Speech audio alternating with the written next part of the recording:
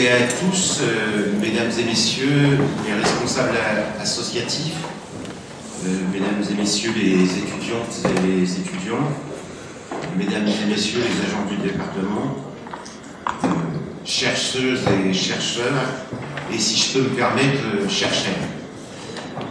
Voici la dernière journée scientifique de l'environnement qui va débuter aujourd'hui et j'ai l'honneur de l'introduire. J'ai surtout l'honneur de vous accueillir ici au conseil départemental afin de continuer nos échanges. Je suis Bruno Hélin, je suis conseiller départemental délégué en charge de la lutte contre les nuisances, dont les pollutions atmosphériques, ainsi que celles des sols, l'élimination des déchets, des systèmes. Je suis également en charge des systèmes d'information et de l'aménagement numérique du territoire. Il se trouve que par ailleurs je suis également cadre hospitalier, c'est dire si je suis sensible à l'impact de la pollution sur la santé. Cette présentation permet de justifier mon sincère intérêt pour les réflexions que vous menez pendant ces quelques journées, un intérêt dans le cadre des responsabilités qui nous sont confiées par Christian Favier, président du conseil départemental. Je ne suis que trop sensibilisé aux impacts sanitaires que peut produire la pollution sur la santé publique. Il m'est permis aujourd'hui d'introduire une de ces journées de réflexion et d'échange. Cette année, le thème est environnement et santé. Ce thème est bien évidemment aujourd'hui et surtout le sera encore plus demain au cœur de nos préoccupations et de nos actions. J'ai salué la présence et l'engagement des agents départementaux investis sur ces sujets. Elles sont présentes et présents aujourd'hui pour participer aux tables rondes. Je veux remercier particulièrement Amélie Aymar, Marie-Guillemette, Franz Barth, ainsi que Dorothée Inger. À notre échelle départementale et dans le cadre de nos compétences, avec les moyens que nous avons, nous soutenons un maximum d'initiatives et d'expérimentations tout en essayant de pallier au plus urgent afin de préserver la santé publique de tous les Val-de-Marne. L'épisode de crue récent qui vient de se produire en est un exemple concret. Nous subissons les conséquences directes du réchauffement climatique ainsi que de son dérèglement. Pour faire face à ce type de situation, de crise, l'ensemble des services du département ont été associés pour parer au plus pressé. Il s'avère qu'aujourd'hui, avec les pluies qui reviennent, les réseaux d'assainissement sont maintenant engorgés et cela va poser des problèmes sur les réseaux d'eau et donc le département est toujours présent pour la mise en œuvre des moyens afin de protéger les populations. En parallèle, nous tentons également de mettre en œuvre des politiques publiques de lutte contre la pollution atmosphérique, mais les autres, comme je l'ai cité. Marie-Guillemette reviendra sur ces éléments lors de la table ronde, quelques pistes pour améliorer la qualité de l'air, quelque chose pour lequel nous sommes très sensibles dans le département. Nous avons participé de façon très active à l'élaboration du plan de protection de l'atmosphère. Nous avons donné notre point de vue et nous avons souligné qu'il était important de la part de tous, notamment de l'État, d'une véritable mise en œuvre de cette politique publique. Le département du Val-de-Marne entretient évidemment des liens très étroits avec l'UPEC. Cela nous permet de mettre en œuvre des partages d'expériences et de connaissances, des cofinancements, afin d'aller plus loin dans la recherche des solutions pour répondre aux enjeux environnementaux et de santé publique auxquels nous devons faire face. En disant cela, je pense à ce partenariat très intéressant qui illustre nos complémentarités. Je vais citer un exemple, celui du projet Habile. C'est un programme de recherche et de dépollution des sols.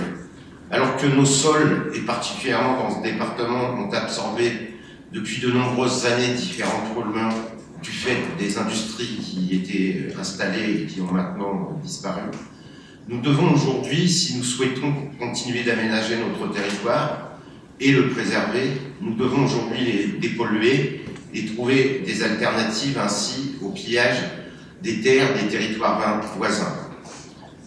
Il faut évidemment que l'on se pose la question sur l'évacuation des déchets et il est toujours très facile de se dire que les déchets, on va les évacuer chez les voisins et je pense que ce n'est plus les politiques que l'on doit mener. C'est en multipliant les acteurs et les interlocuteurs que nous arriverons ensemble à avancer. Les millefeuilles, dont on parle beaucoup à l'heure actuelle, ont quelquefois du bon. Des menaces pèsent sur l'existence même des départements aujourd'hui, vous avez dû en entendre parler, et donc des dispositifs et des politiques publiques que ceux-ci mènent, et qui nous permettent de travailler ensemble, comme je vous l'ai dit. Vous le comprendrez, je suis clairement opposé à la suppression de l'échelon départemental, notamment car jusqu'à aujourd'hui, le département est le garant des politiques sociales mises en œuvre sur le territoire val-de-marnais. L'exécutif départemental a pris à bras le corps ses responsabilités et au-delà, ses investissements dans les domaines considérés comme annexes, mais qui sont et seront centraux aujourd'hui comme demain pour tous nos habitants. Je vous souhaite une bonne matinée de travail. Je vous souhaite de continuer à avoir des échanges productifs et de continuer ainsi notre travail collaboratif. Je vous remercie.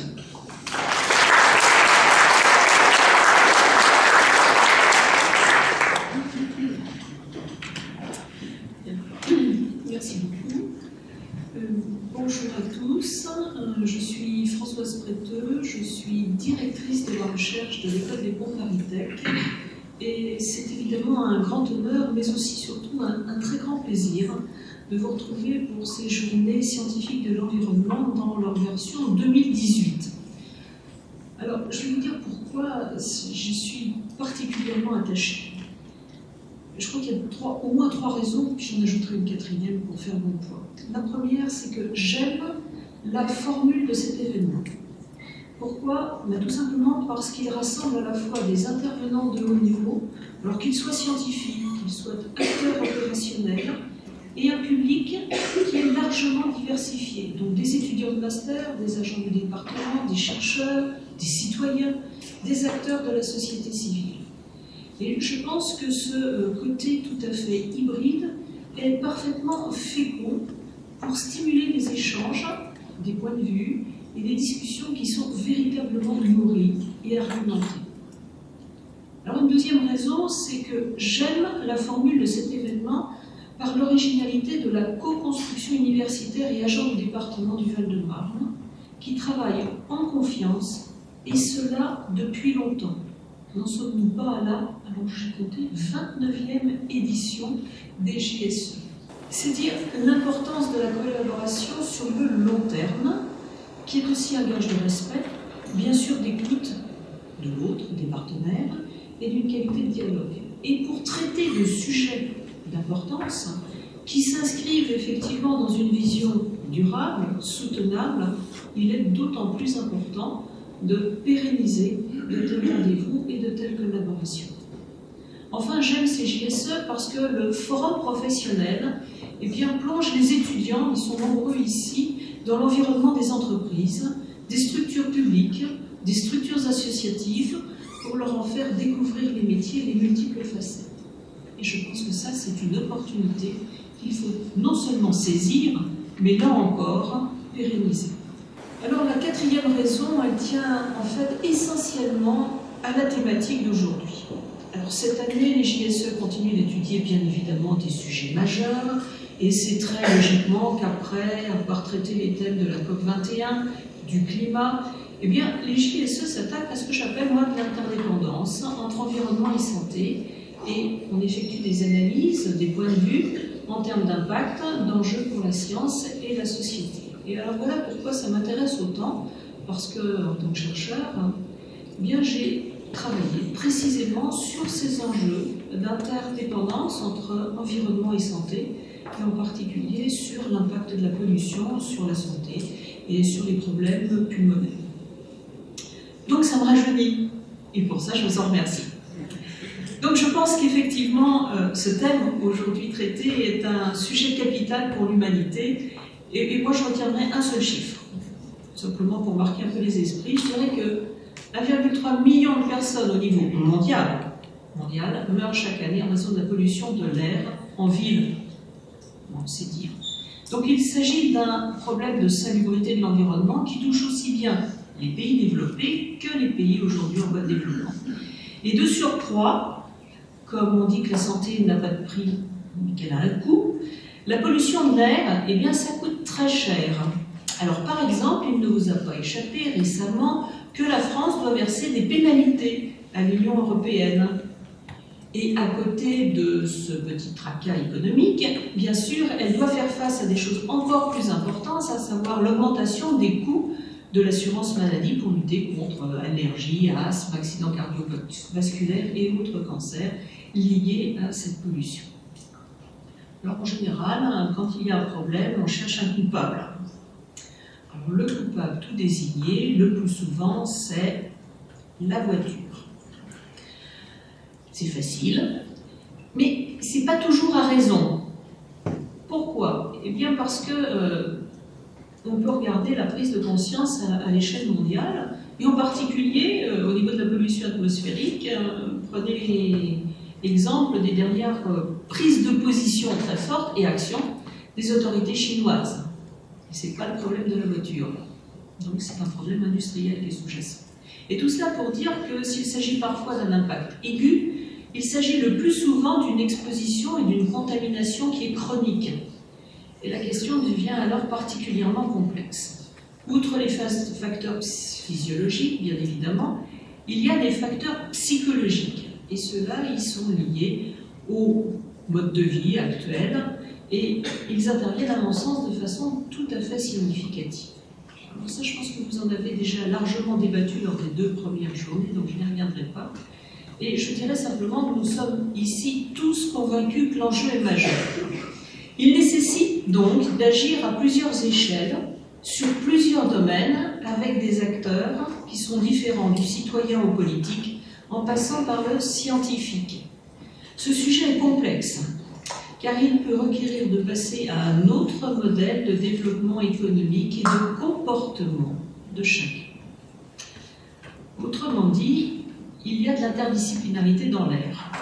Et l'école des ponts ParisTech est bien consciente de cet enjeu. Et dans sa stratégie de recherche, elle contribue à relever les défis de la transition écologique. Et cette transition écologique, vous savez bien qu'avec la transition digitale, numérique, eh bien, il doit y avoir de la synergie et de la convergence.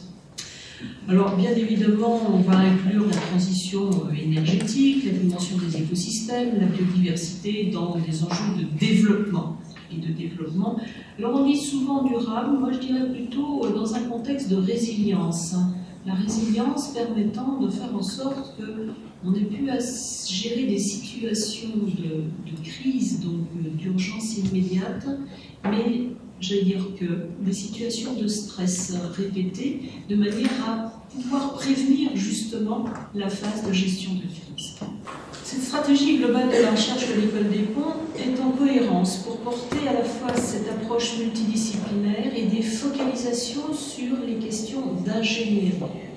Alors, je citerai quelques exemples de laboratoires, d'abord parce que ce sont des acteurs de ces journées, mais parce que je pense qu'ils sont, au-delà de ces journées, des acteurs véritables et des interlocuteurs pour les différentes composantes qui doivent intervenir.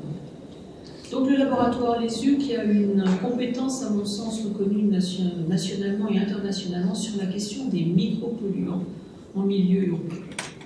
Le CEREA, c'est la qualité de l'air qui l'intéresse, l'air intérieur et bien sûr l'air extérieur, la pollution atmosphérique. Et là, on voit bien les changements d'échelle qui sont à prendre en compte. Il y a une pollution atmosphérique de fond et qu'il faut être capable de modéliser pour faire des mesures ensuite au niveau du milieu urbain, à l'échelle du quartier ou à l'échelle de la rue. Et ça n'a strictement rien à voir en termes de mesures si on ne tient pas compte de cette pollution de fond. Je peux citer le LVMT qui, lui, s'intéresse à l'écomobilité et à ces nouveaux modèles d'organisation. Et puis, un laboratoire, moi, qui m'est cher aussi parce qu'il complète bien le panorama des compétences qui doivent être mises en jeu, à savoir les sciences humaines et sociales.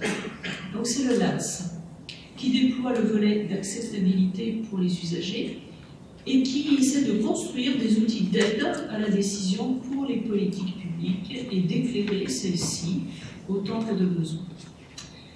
Mais à chaque fois, je pense qu'il y a une constante universelle, c'est le besoin en fait d'action. Alors, action, ça implique de renforcer les collaborations avec les acteurs de terrain, avec les collectivités territoriales et avec les entreprises. Et je pense que votre dernière journée s'empare magistralement du sujet, de la connaissance à l'action aux différentes échelles. Donc je me sens vraiment très à l'aise et je vous félicite pour avoir cerné de façon aussi pertinente les enjeux qui sont les nôtres et que nous partageons.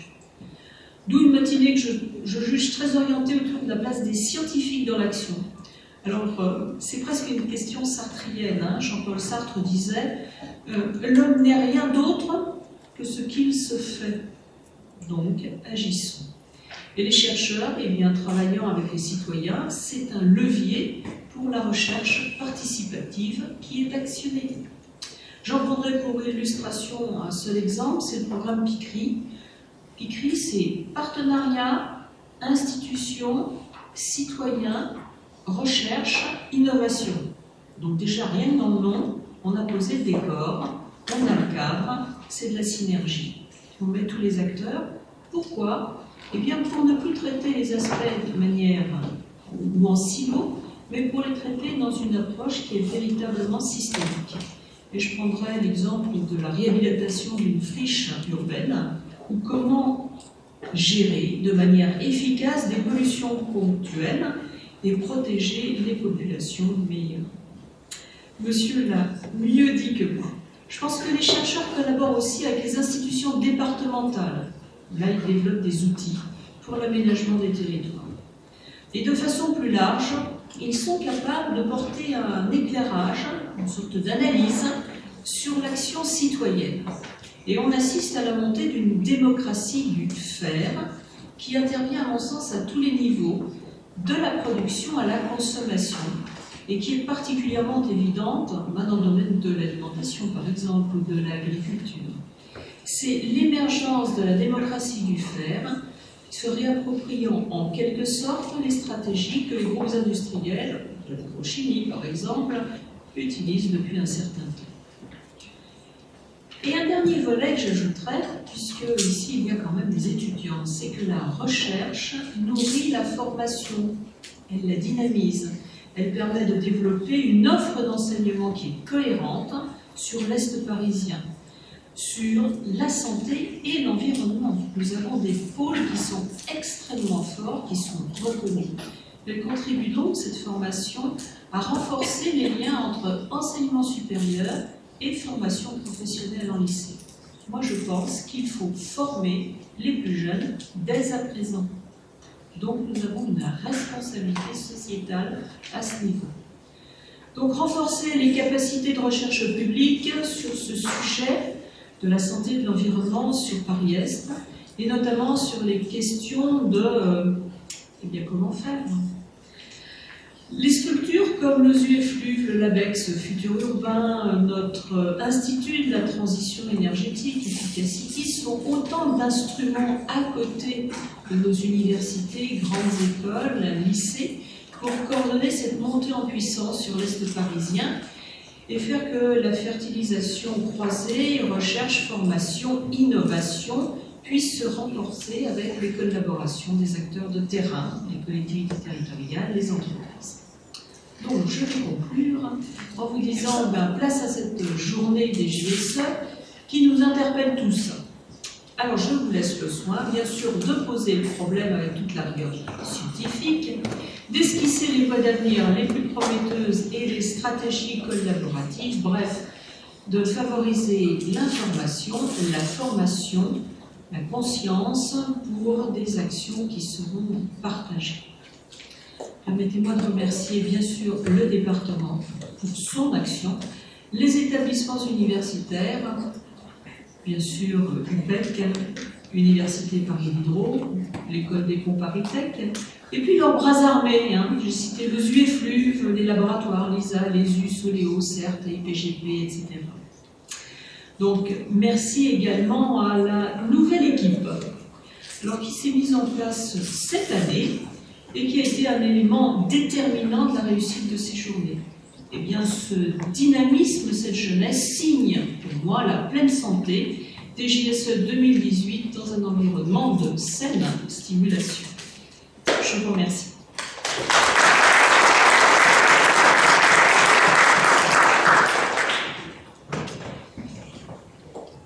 Madame la directrice, merci. Monsieur le vice-président, merci tous les deux pour la qualité de vos interventions.